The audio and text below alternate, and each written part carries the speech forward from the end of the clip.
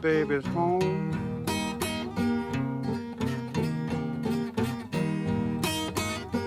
Cairo, Cairo is my baby's home.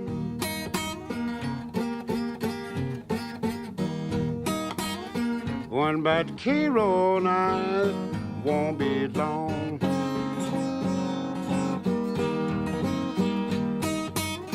Women in Cairo, they will treat you kind and sweet.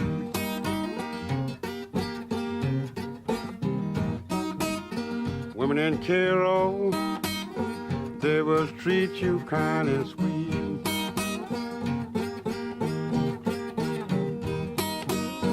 Catch you around and take you off your feet.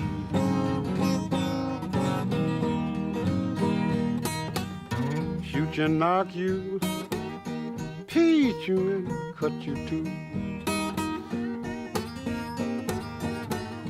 Shoot you and knock you, teach you and cut you too.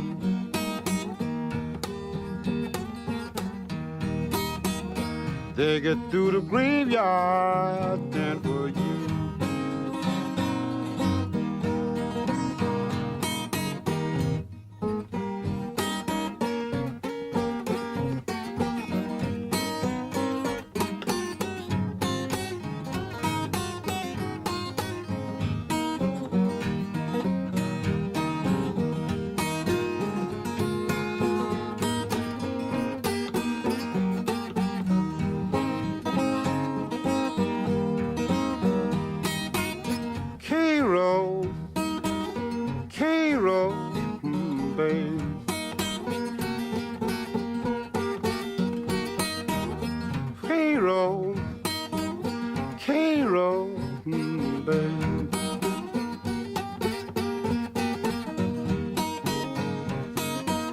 Women in Cairo send you down to your grave.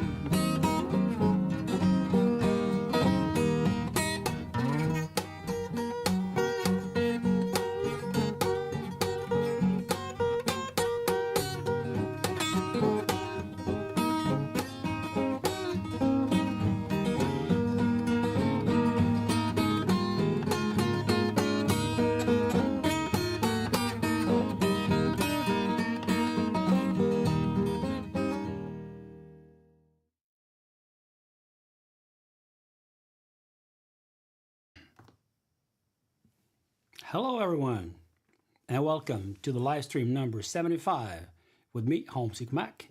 And I'm live streaming about acoustic guitar within blues or traditional music style, so to say. Slide guitar, open tunings, you name it. Doing some country occasionally as well. More hillbilly than country. But yeah, so you ended up in the right place. Welcome. Let's see who you got here today. Not that it's important, but Patrick was first. Hi, Patrick. Great to see you. All right. Let's see if I can make you guys' avatars bigger. Well, Albert says hi to Patrick, not to me. Hi, Albert. Great to see you. Geir. Great. Norwegian attack. Gary's back. All right, that's great. Great to see you back. Keep Hill. Damn. I should know. I should know. But anyway, wholeheartedly welcome. Great to see you. Graham, UK attack. And as usual, we say hi to each other, which is great in our little community. Good. Let's see. We've got quite a setup for today.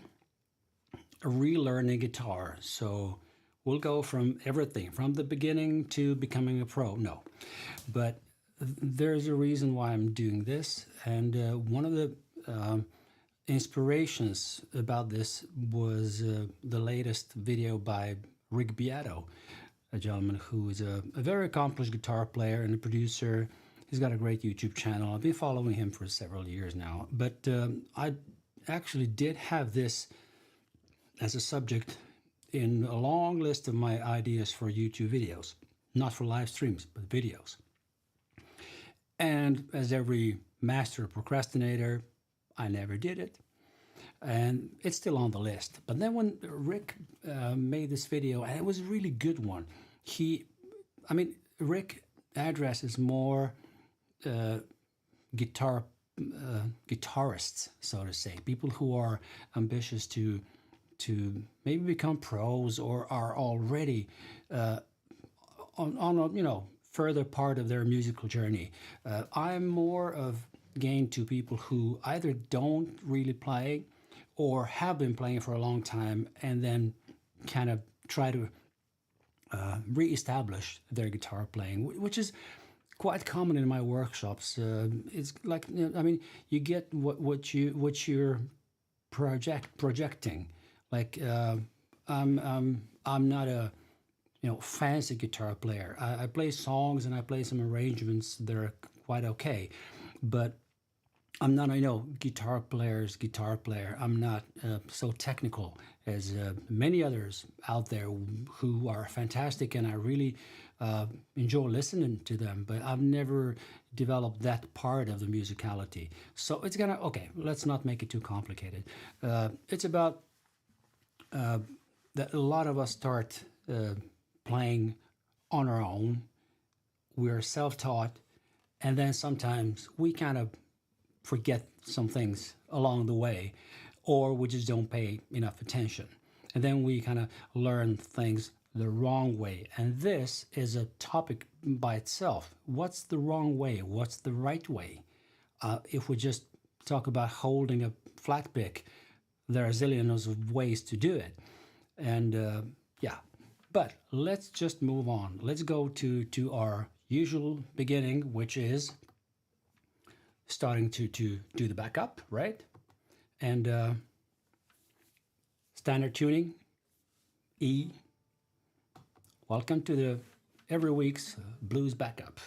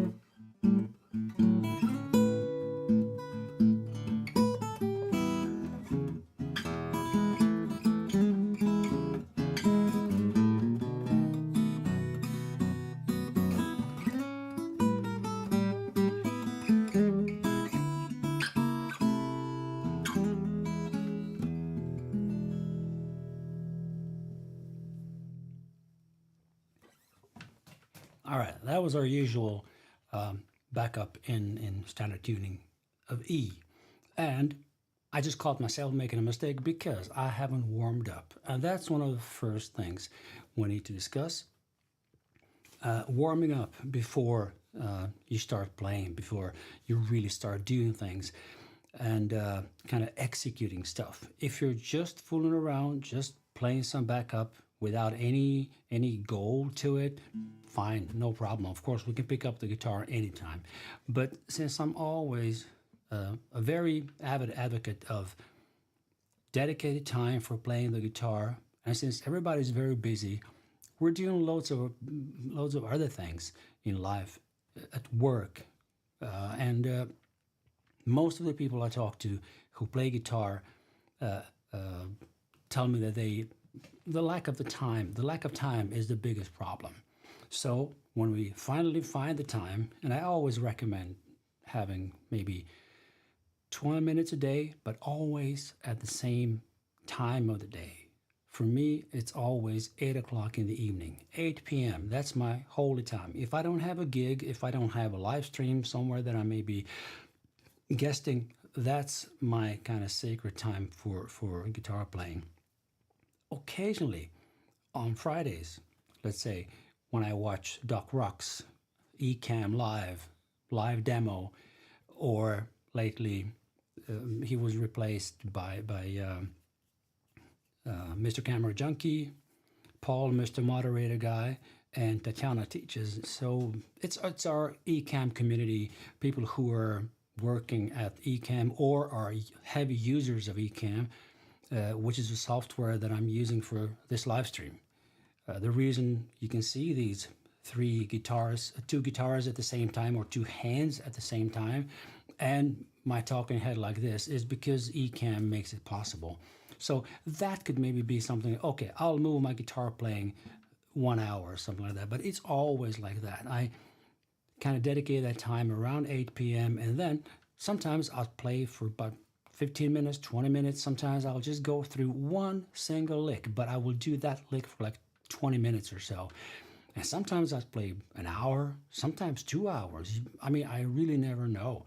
But I do have a very long list of songs and licks and ideas that I've created.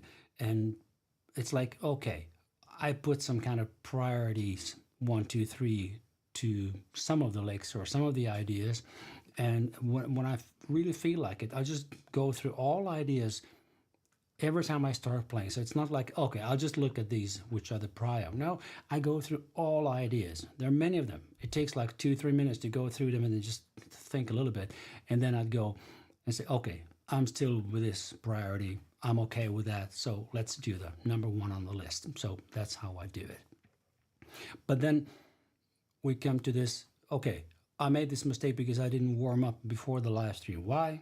Technical issues, stuff. Been working until the last minute, and that's how it goes. So I made a mistake in the lick that goes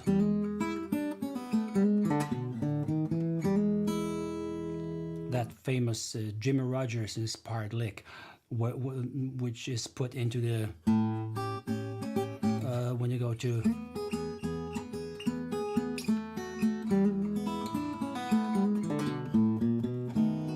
before we would go to the chord 5 to the B7 in this case when I'm playing in E. So I'll do one more time, not only for you, I'll do it for myself to like kind of okay, let's nail it down this time. So I go to the A,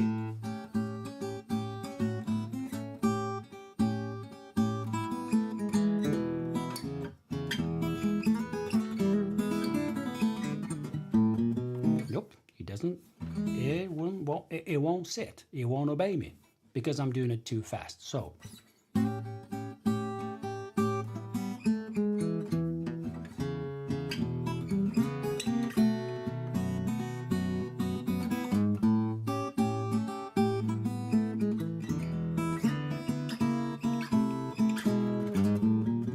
let's do it from the beginning and now slowlier, which is my biggest tip to everybody or anybody.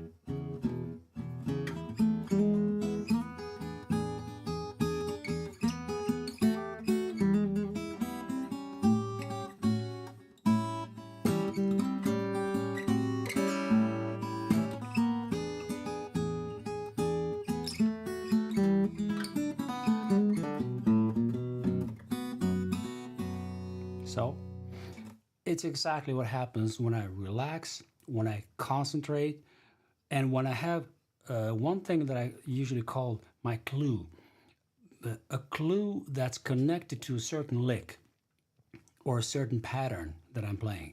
That's very inspiring for me, because I can start thinking about that clue maybe 1 or 2 measures before I'm about to play it. So some things go totally automatically. Like, I really don't need to think when I'm doing just a shuffle lick.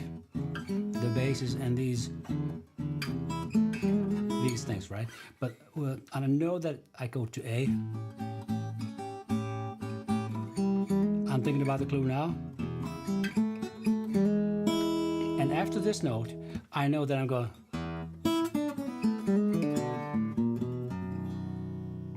So that note is just telling me, like, here's the memory lane, and we're just following the path because I have been practicing and playing this lick many times. So this is kind of leading us into the theme for today, which is how to relearn playing the guitar, which is, I mean, it really sounds like a big title. Sounds like, oh God, this is too big. Do I have to start all over? No, of course not. But there are certain things that are kind of warning signals. And I know that I have, exactly as Patrick wrote in the chat here, is that I've learned to play guitar 4 times about, each time harder but funnier. 3 to 5 years in between each iteration of the guitar playing. Yeah.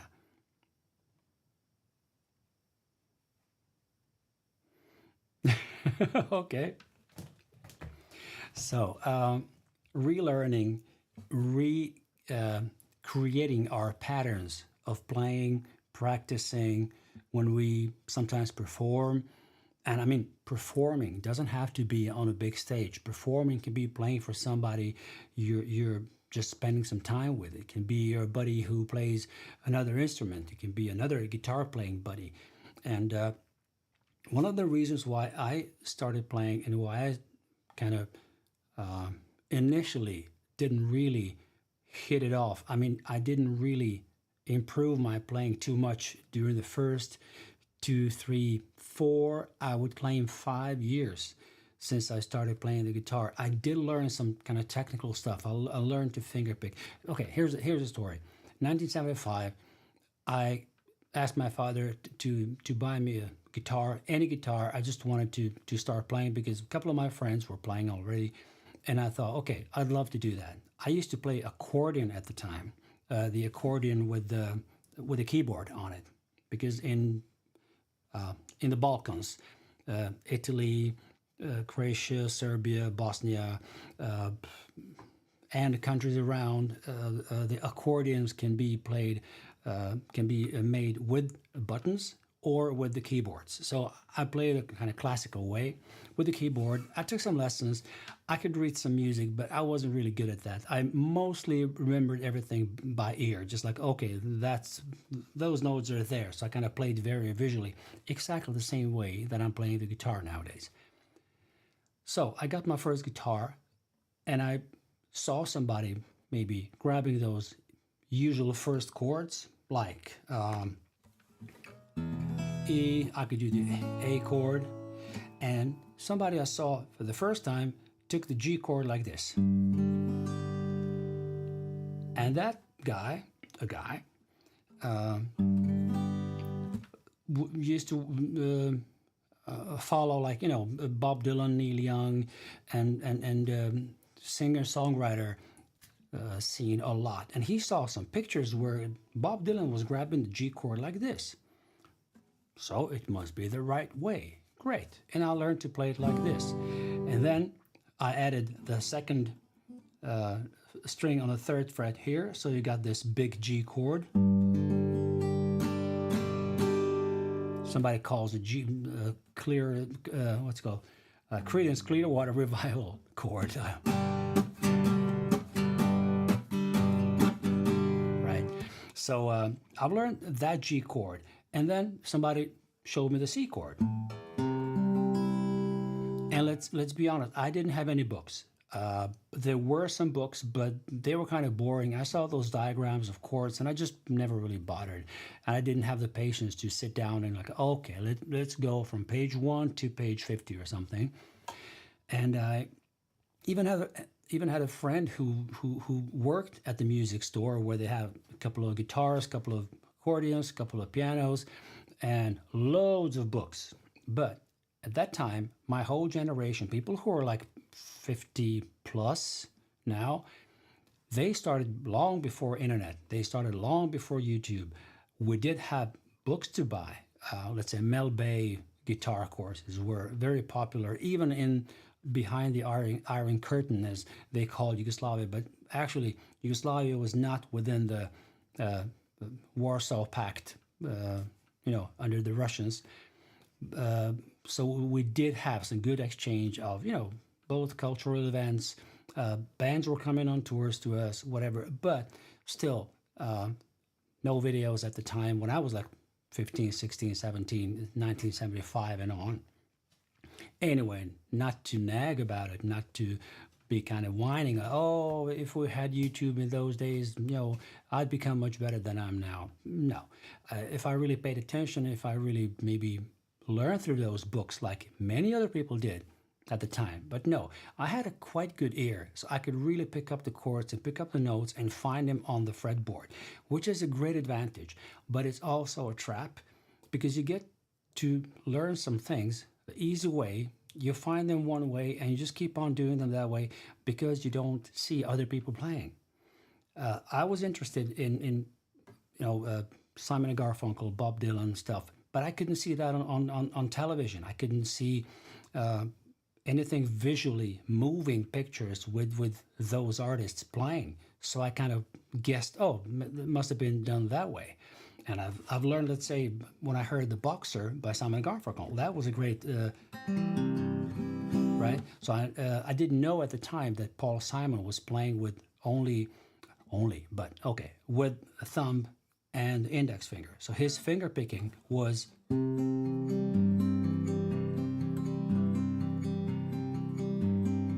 that famous The Boxer bass run on the C,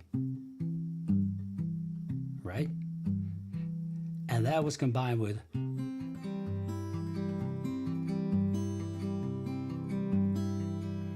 that's just 2 fingers. I didn't know at the time that Merle Travis played only with 2 fingers. I didn't know Doc Watson played with 2 fingers. Many other traditional guitar players played only with 2 fingers.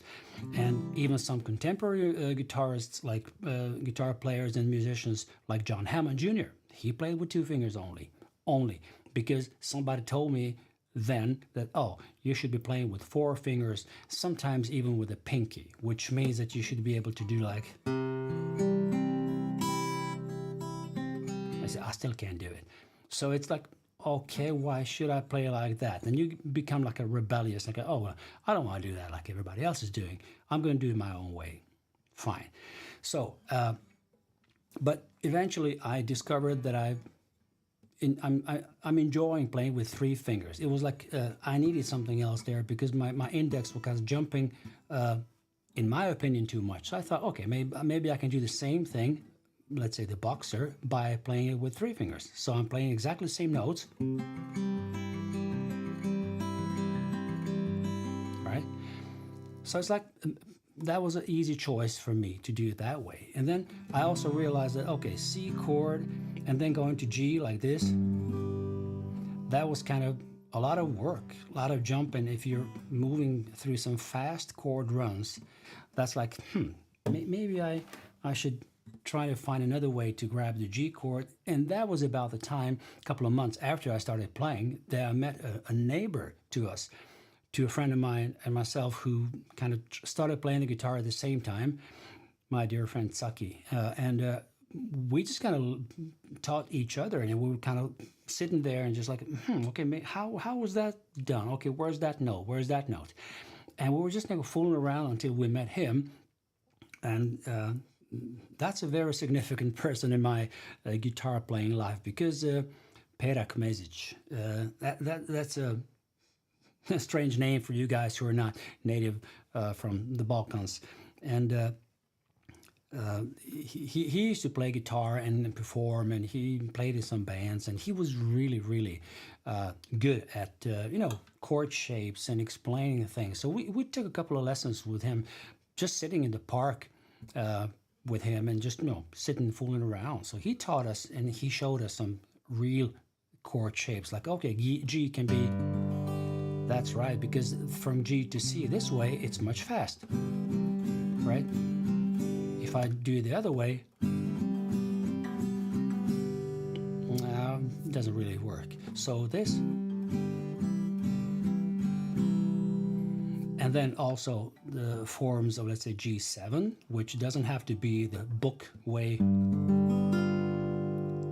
but it can also be played on the basses. Here on the 4th string on the 3rd fret, right? So this is how it all started in the beginning, and then I kind of learned to play all songs that I wanted to play by ear, by buying records, borrowing records, and sometimes getting 2 records just to be able to listen to them until they worn out. And sometimes it did happen. I had to buy several of these record player needles to be replaced because I was listening so much. And actually, I really needed many repetitions of the same lick or same pattern until I really nailed it down. I've had some friends, even then, who were much faster at that. And by coincidence, those people are not playing guitar anymore. It's almost like they got it too easy. They got it like, oh, I know how to, I can do that. It's okay, fine. Then that's why I don't have to work with it. So maybe I was really not talented enough.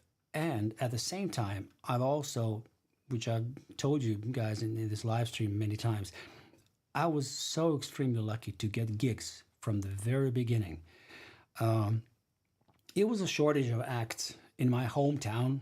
It's a small city, around 120,000 people maybe, compared to, large cities like the capital of the former Yugoslavia, Belgrade, or some other larger cities. But it was like, okay, we could play guitar, we could sing a couple of songs, and then we got offers for gigs. Like, okay, why don't you guys come over here, come over there, and play and play. So I almost learned while playing, while performing. It was like, okay, this week I'll play this song this way. Maybe I'll try to do it for the next week some other way to see if I can be more efficient in some licks. And somebody told me, oh, play a solo there. And I couldn't, right? So, okay, next time we come to this place, I'll prepare a solo or something. So I was kind of triggered by things that were happening while I was performing. And of course, not everybody had that advantage and that opportunity. So I'm grateful for that. That's amazing. But then later on, when we started playing, it was also that from this perspective, and that's something that many of my students, people who come to my workshops, people who I talk to, who go my Mac Attacks, these special workshops that are a couple of hours compared to just average guitar lessons, they told me that they kind of get into a pattern of playing the same song the same way each time, and then play it many years in a row and don't even consider changing something. And I fell into that trap myself. I played, let's say, the Deep River Blues. I played it the way I thought Doc Watson played it, and I tried to imitate him and maybe found some of my own grooves, but I kind of played it the same every time, and every time I played the same licks, and I've never really changed anything. And that's not the only song. There are many other songs I used to play that way. All right. Talking too much. I have to go to the comments. Blues accordion rocks. Yeah, if we know how to play it. But I kind of just dropped the accordion. As soon as I learned how to play guitar, I just kind of dropped the accordion totally, which was a mistake. One of the things I'm regretting. Yeah. Patrick asks, did you first learn songs on the guitar, then learn to play guitar and any songs? It kind of went together. I wanted to learn to play a song, and I could recognize the chords. But then, in the beginning, of course, well, just starting, I wasn't able to recognize the picking patterns or how the songs were played. I could maybe get the grip of the groove of a song. Maybe I could understand where the rhythm was. And most of the time, I was interested in songs and not the guitar playing. I would either listen to the lyrics, or I would love the singing in the song. Maybe it was great harmony singing or something. But very, very seldom I was impressed by the guitar playing. And this is in my early days, let's say between the age of 15 to maybe 19, 20. Around age of 18, I used to play a bass in a band. And then around there, maybe 19 years old, I started playing in a singer-songwriter quartet, where one of the guys wrote the songs, and the rest of us kind of contributed with whatever we could do best. So I was mostly singing the background vocals and some guitar. And my first guitar associate, Saki, he was on the lead guitar, and then we had a friend of ours who sang, had a wonderful baritone and bass, so he didn't play any instruments. So we had like 3 guitars and 3 people singing. No, 4 people singing. And that was a very good period, because that's when I started to, pick songs. Like, okay, we were inspired by let's say, the pattern of the boxer. And that's when I started to explore, like, okay, what could I do more than just playing the rhythm and the backup, right? And some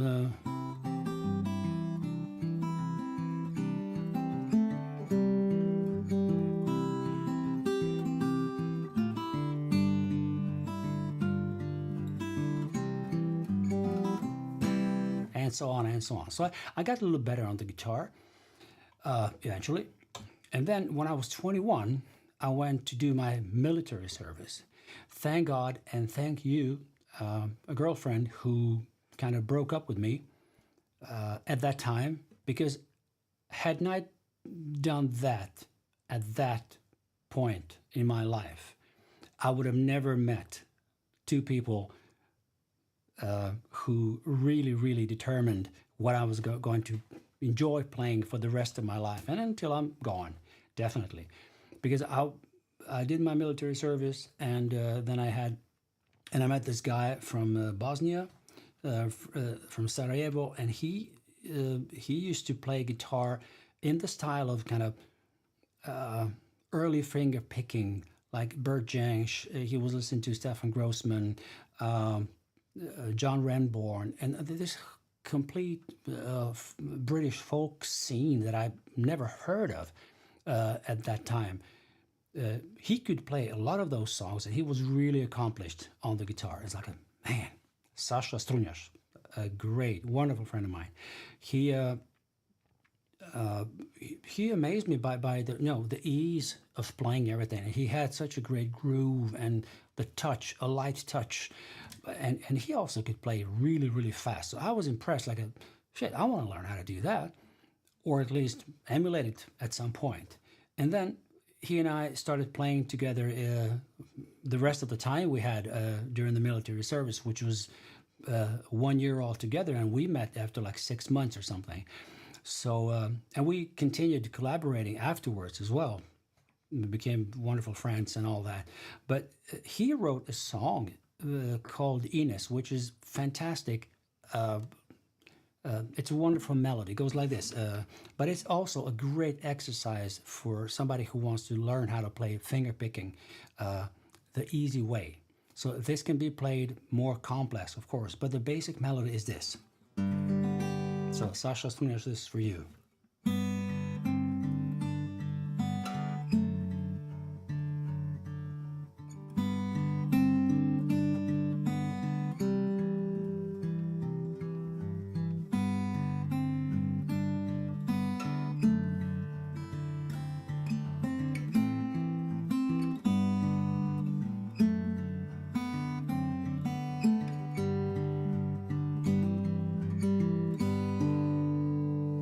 So that's the basic melody, right? And then we kind of started exploring and let's say putting some more rhythmical stuff into it, like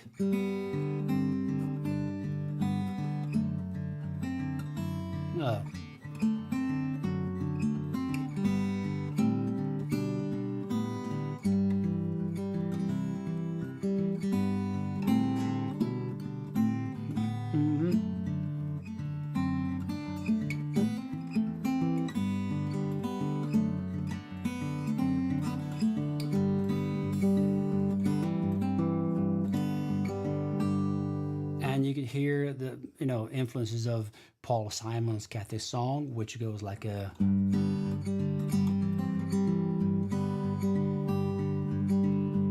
I hear the drizzle of the rain, and so on and so on. Where this last part of the song had this instrumental part, which was like a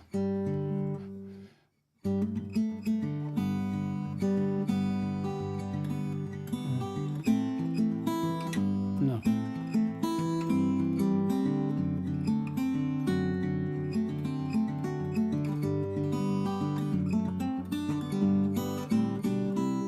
Something like that.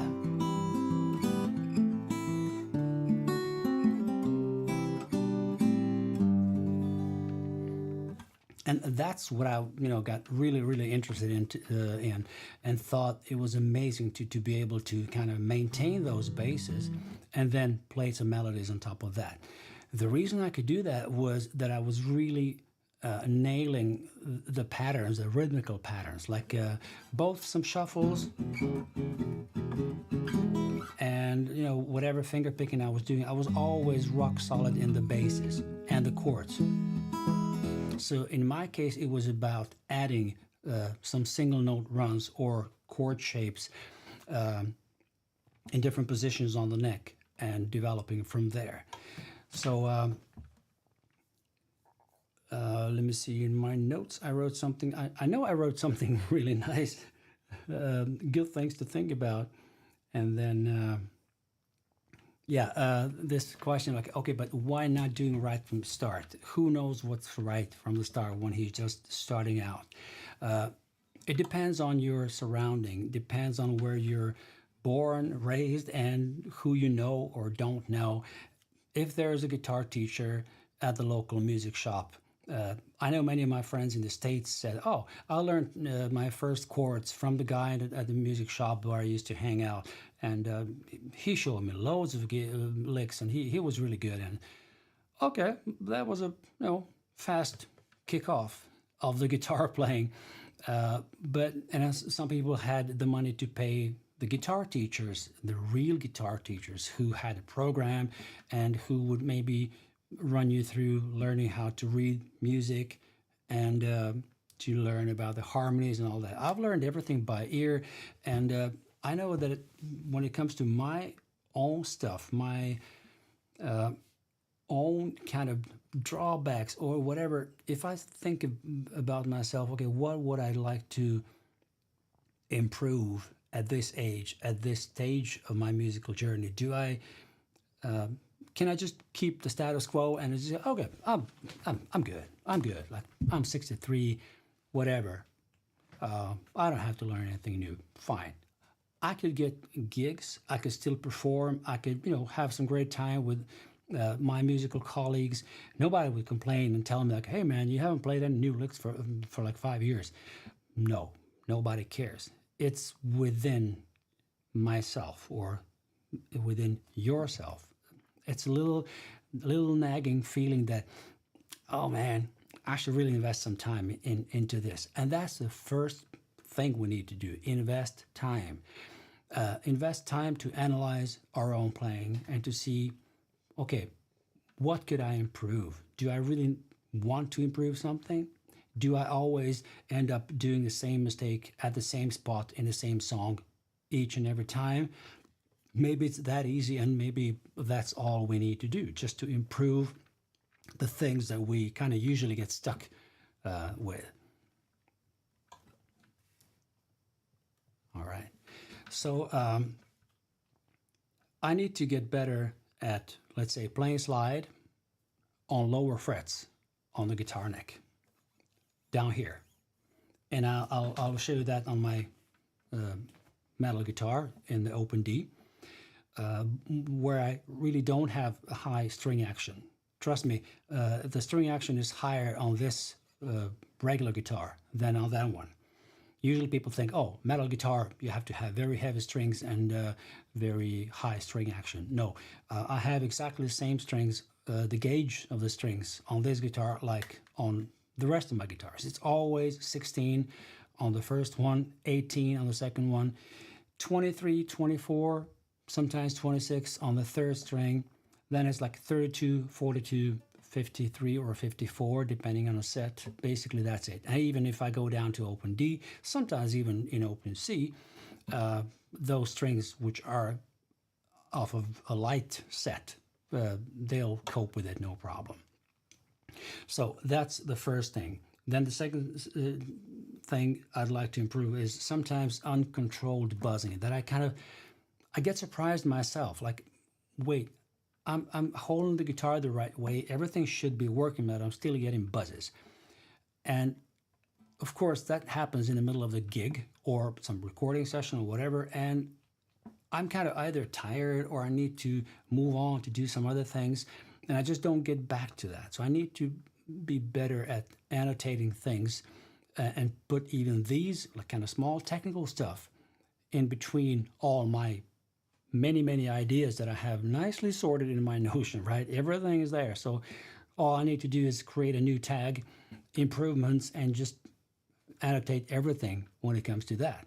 And then you can dedicate, let's say, once a week guitar playing session that's only going to be about some improvements. Okay, that's the one. And then when it comes to open tunings, it's like to be more concrete when I play my right hand, the picking hand patterns.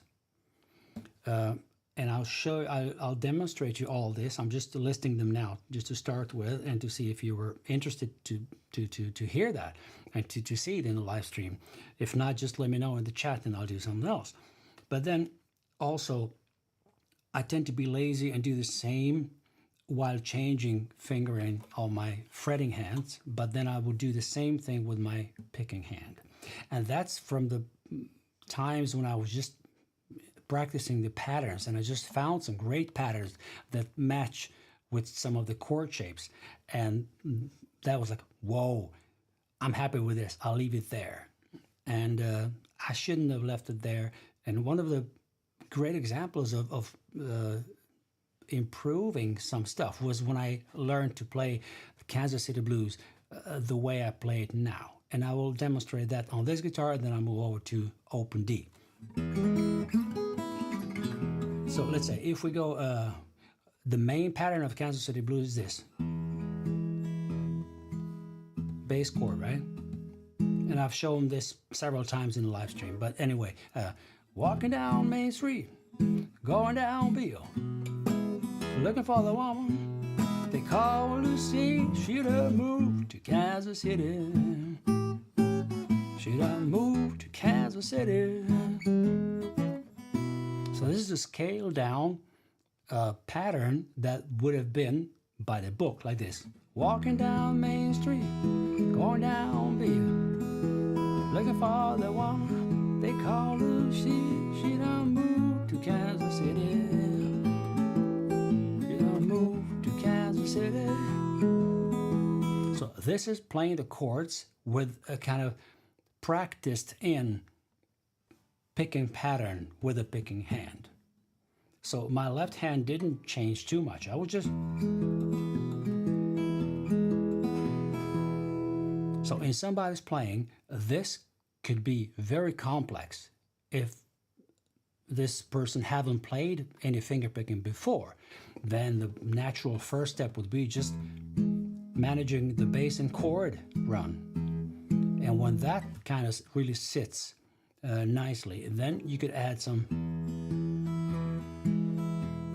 other fingers and other strings down here, and then that could be a challenge to kind of, okay, I'll do it this way first, and then I do it the other way around, like playing the second and first string, Then I'll change it to first and second string. Then back. And then I'll think, okay, where's the third string?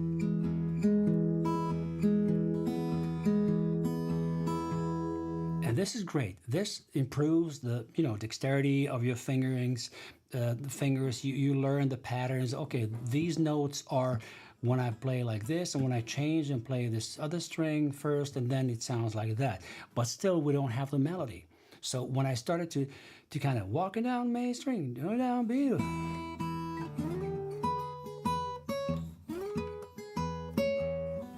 looking for the woman they call Lucy. Should I move to Kansas City? So where's that? Do, do, do, do, do. Oh, there. Okay, so how can I incorporate that into the rhythmical pattern?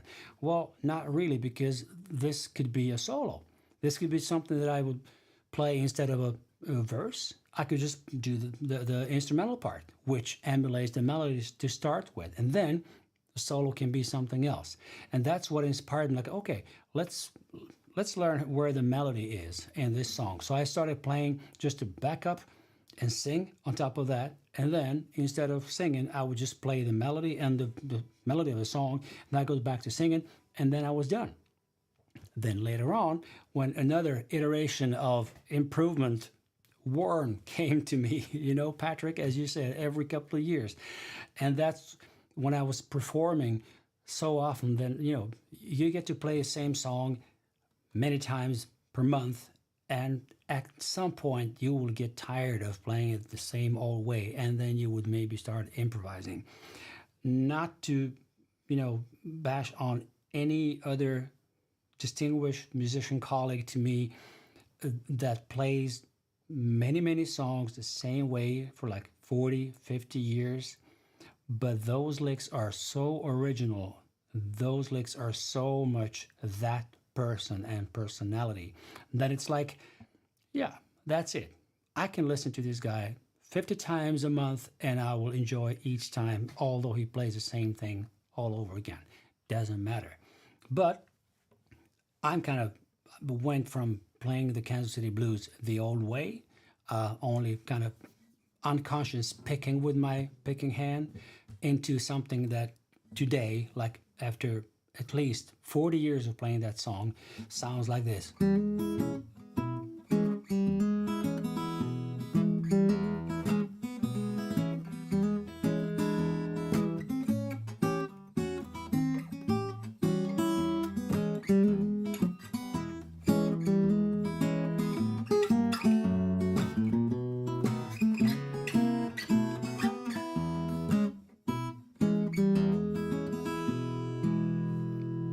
So if we would go in analyzing this, what have I played? The first thing that strikes you is this is not fast. This is not even too complex for somebody who is, accomplished finger-picking guitar player. But it's my little thing, my little space in the universe, and this song in different ways that many other people are playing the same song. This is something I haven't heard somebody else playing, which doesn't make me any unique or like, oh God, I just discovered America, homesick Colombo. No, it's like I kind of put some things together that sounded like nice music to me. And I can show you the right spot where I got, let's say, Brownie McGhee's influence comes into. Right? This thing comes in the Kansas City blues, following kind of this little melody line that I'm playing. But the basic influence of this is Brownie McGhee doing.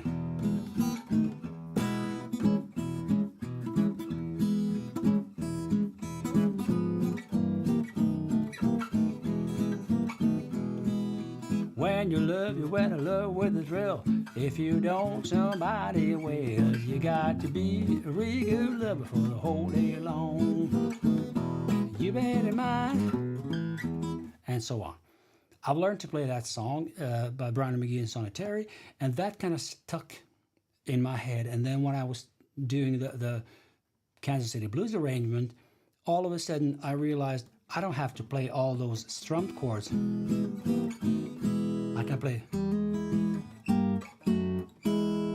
kind of distinguishing some single notes within the chord shape and maintaining the rhythmical pattern.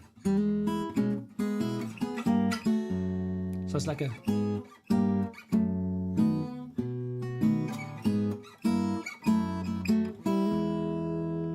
This evolved from learning to play those chord shapes as Brown and McGee did, but the melody was in my head. Do do do do do do do do do.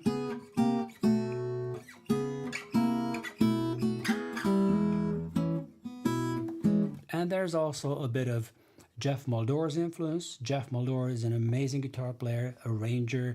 He played from the 50s and on, and I mentioned him in a couple of live streams ago.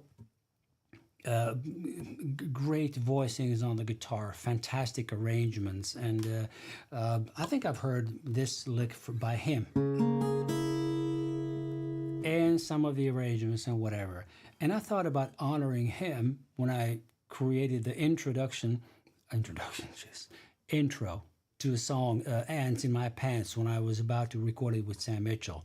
So it was like, okay, we play that song maybe once or twice on our gigs, but Sammy used to play some slide on top of that, and I just started playing and started singing without any intro. But when we were about to record that song, and on this CD we did together, by the way, my only CD on Spotify, only album available is that one with Sam Mitchell. So it's called Too Long From Home, 2 as TWO, Too Long From Home. And he just said, oh, why don't you come up with an intro here, and then I'll just come in with a slide or something. Okay, give me a second or something. And then Sammy went out to smoke and maybe grab a cup of coffee or something. And 10 minutes later, I was ready. But that's, sometimes you work really best under pressure. Sometimes you need this initial kind of ignition, somebody who tells you like, hey, come on, I want you to do this now within 10 minutes. Do it. And it's the same recipe I'm applying to my own guitar retreat students. This year was the third year that we did these so-called songwriting sessions. And I challenged them to take maybe 1 hour of the time and then come up with different assignments. This year we had either you should compose the music and sing it on top of the lyrics that I provide you with, and usually I give them a song that's really old blues from the 20s and 30s they maybe haven't heard of, or even if they've heard it they never really tried to play. It's like, okay, how did that go? So that's first challenge. The other one would be make a song that you've played the same way for many years and just change something, change the key, change the tuning or something. Right. So, and that evolved from this moment when Sammy, and it happened several times when I was working as a studio musician as well. It's like somebody just didn't like the solo. I prepared for the recording and I worked on that thing for like a week. And then they say, yeah, I don't really like it. Come up with something else. And then they gave it like 5-6 minutes and that's it. And in most of the cases, it was better and I kind of nailed it. So sometimes you really need to be challenged to do something new and maybe better, deeper, cooler. It doesn't have to be more complicated for that. Remember, I always tell you guys, keep it simple, but make it groovy. And that's my main recipe for the Kansas City Blues pattern, right? I like to make it groovy, and the groove comes from the syncopation that I like to use. It's like a...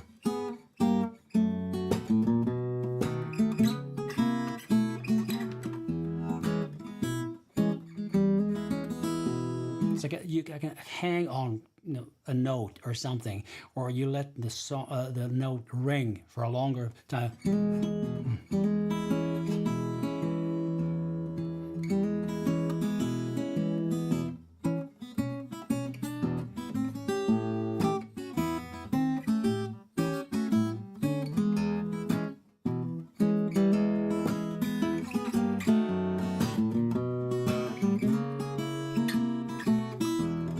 that's also kind of homage to Jeff Muldaur. And oh yeah, that intro for the Ants in My Pants, that goes like this.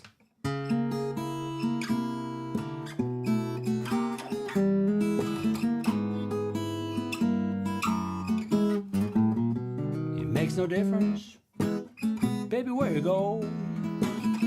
I got something I want you to know. I got ants in my pants, baby, for you. Brown McGee again. So it's, I mean, I'm not a very original player, but I kind of put those wonderful influences that I've had over the years into something that it's a little kind of homesick package. If I could be bragging, not too modest, but I kind of put them into something that really sounds nice to me, and I can still get gigs, so I'm fine with that. Anyway, let's go to the open D, and I'll show you that my tasks for, well, not the next week, but for a couple of months ahead.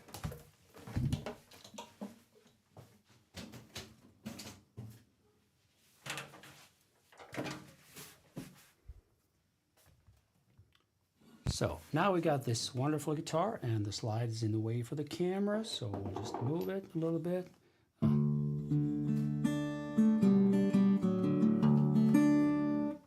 And let's just, as usual, that's right. So now I can hear lots of stuff in front of me all of a sudden. So the first thing, the lower frets, notes on the lower frets. So there's like a, you see, it buzzed right away because that note is on the 3rd fret on the 3rd string, and the action on that fret is a bit lower than on the 5th fret. If I played it on the 5th fret, you see, clean, no problem. But on the 3rd fret, I really need to concentrate the pressure on the string with my slide is kind of half of what I'm getting, what I'm doing on the 5th fret.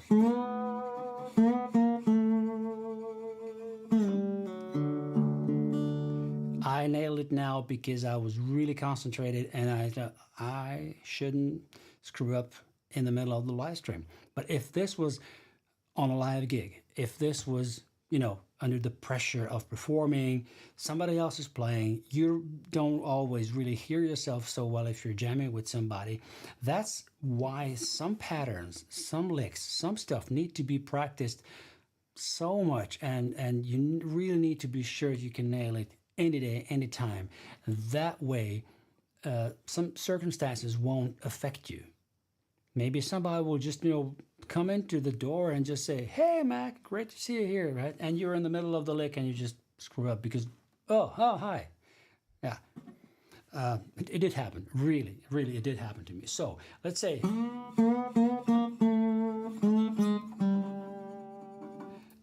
this is almost like, I would almost never use this like that. I would never start vibrating on the 1st fret of the 3rd string, just like that. Now, just for the challenge of it, and you can't really dampen behind the slide, so it's kind of nice and ringing.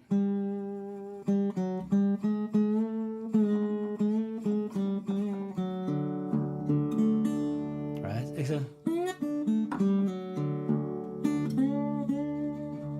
Tampa Red used to play that little like.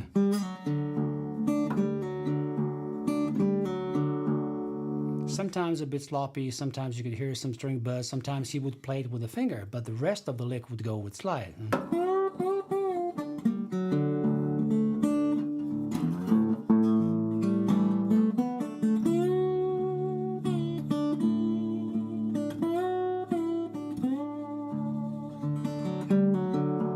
Right? Or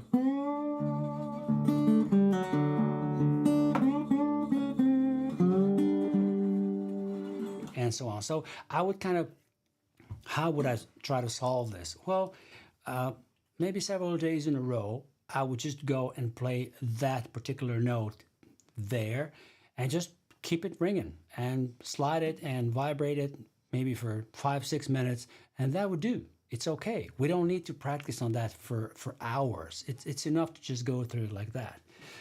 Then I'd say sometimes I get a buzz when I'm playing with my glass slide up here. Damn, I can't reproduce the mistakes, but sometimes it does happen because a glass slide is usually not something that I'd use for chord playing when I play acoustically through the microphone, let's say, or when I would play for a kind of listening audience where you really don't have to pick hard. There are situations where I would prefer the metal slide because the chords sound bigger with the metal, like.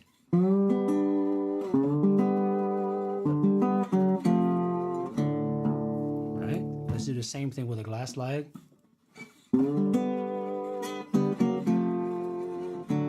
Thank God, it buzzed a little bit. So I have to concentrate. So acoustically, you can hear the difference. The metal would carry that chord a bit more powerful, but if I play through the pickup and into the audio interface and out to you, I could fool anybody that I don't have to show the slide that I'm playing. I could play the same thing and would basically sound the same with the pickup with both slides. At the same time, the advantage of a glass slide when you're playing melodies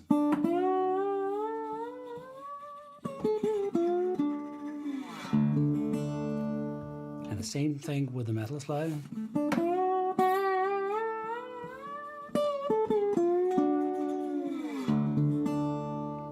One could argue that the metal slide gives you more concrete tone. It's like it's carrying it. It's not more aggressive. It's just a bit more powerful, which is true. At the same time, I realized that I picked that note a little bit harder than with my glass slide. And that's also because I know I can pick a little bit harder when I'm playing metal slide because it's giving more pressure to the strings. And I've got these overnotes by picking a little bit more with the nail than with the flesh of my picking. Oops, you don't even see it.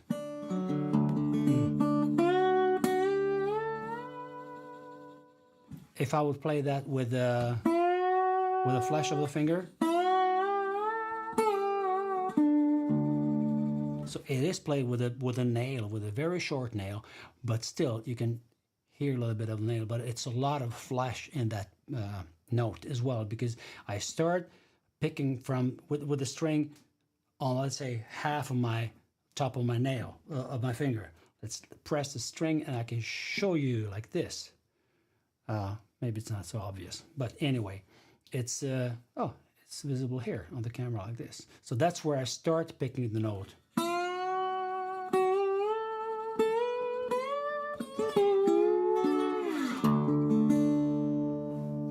So that was also sloppy. So I need to, that's one of the improvements I really wish I could be more concentrated on all the time. So,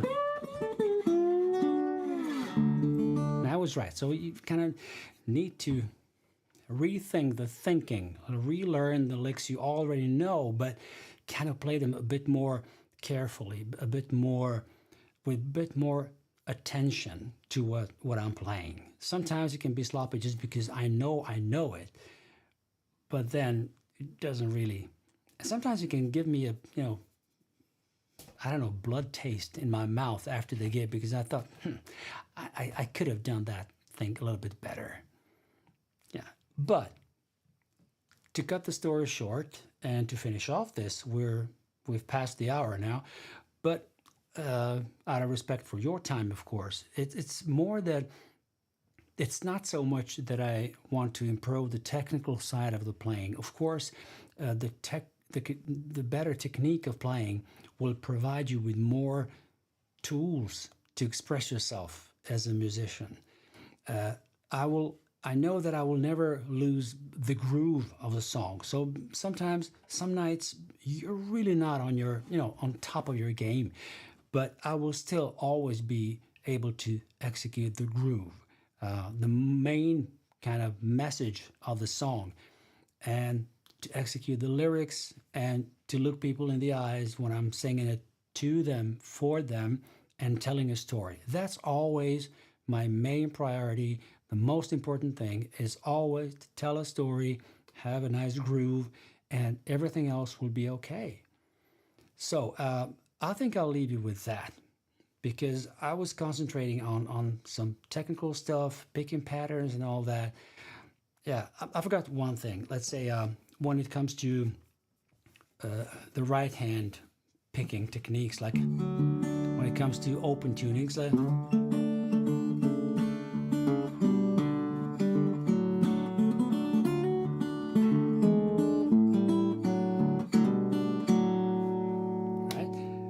here's where I'm aware of what I'm doing exactly on each string. It's almost like, classical guitar players who read the music sheet and execute what's written, and they make it wonderfully.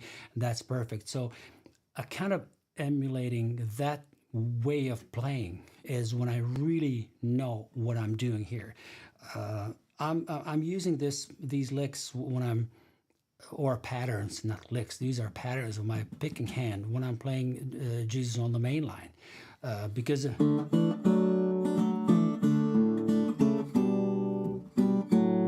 that's where I'm following the melody.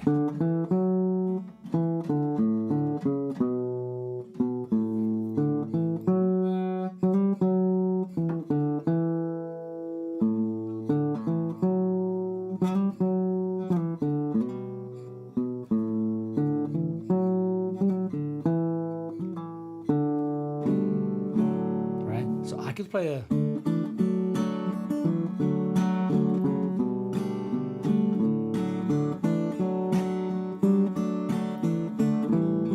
now this is a wonderful way of, let's say, claw hammer banjo inspiring the guitar, like a,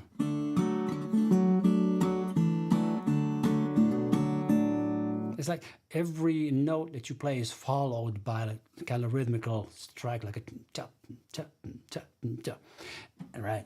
But when it comes to, let's say, knowing exactly what I'm picking here, it took me many, many years, and listening to some early guitar players from the 70s and on, let's say Ry Cooder, who's one of my main influences, and it's like a,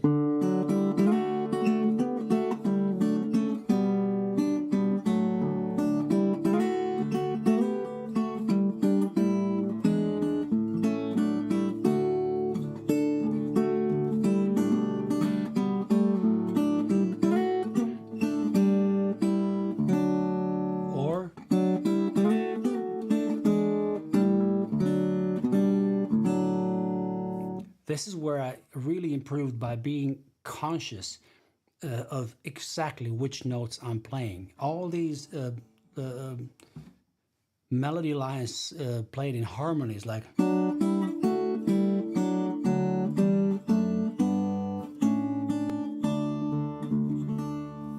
why am I always putting these slides in front of the camera? Sorry.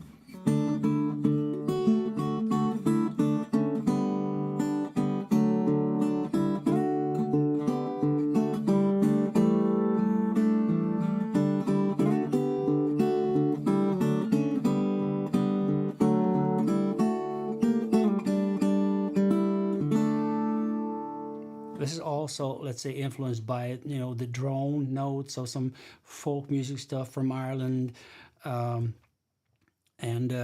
So many things can be kind of discovered on the guitar by changing the patterns that we're picking the chords with. So it's great to know all the great chord shapes and everything, but don't be afraid to start experimenting with your picking hand and to be really, really deliberate in what you're playing and when, right? So I will really leave you with that now. Thanks so much for coming. Let me see in the chat if I forgot to comment on something that you've commented. Yeah, I keep forgetting to tell you guys to gladly hit the like button because why not? It's free. And this live stream is free. Everything is free for the love of sharing and for this wonderful crew that I'm gathering here every Monday. And next Monday is going to be another live stream with me, Homesick Mac. So I hope you'll be back, and I'll wish you a wonderful week. Let's see what that week brings us, and I will definitely do some work inspired by this live stream. It's going to be great. All right.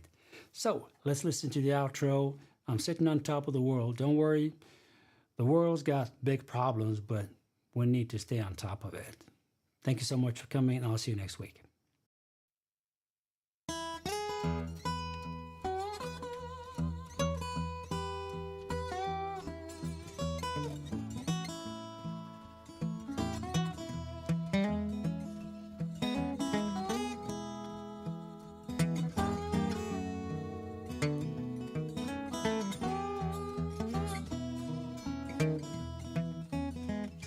It was in spring, one sunny day.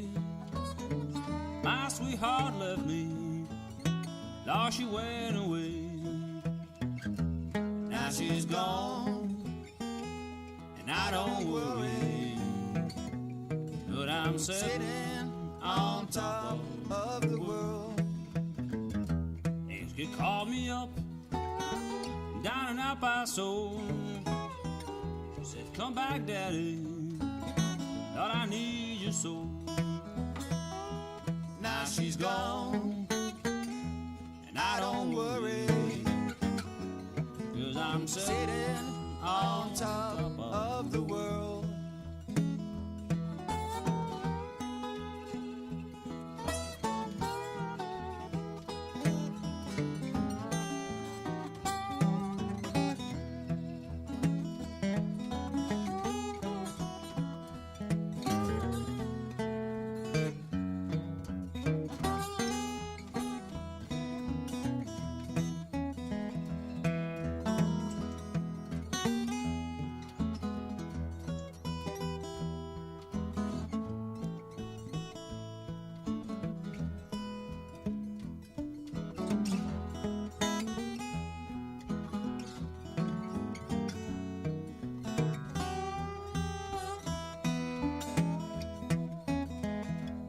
Like my peaches, don't you shake my tree.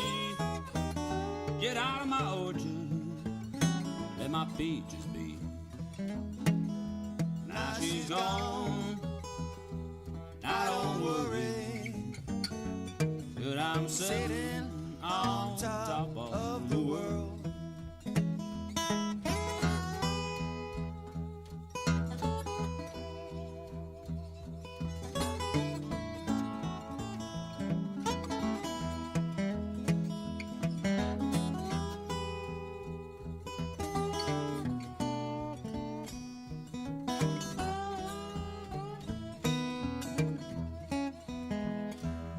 In spring, one sunny day, my sweetheart left me, now she went away. Now she's gone, I don't worry, but I'm sitting on top of the world. Now she's gone, I don't worry, but I'm sitting on top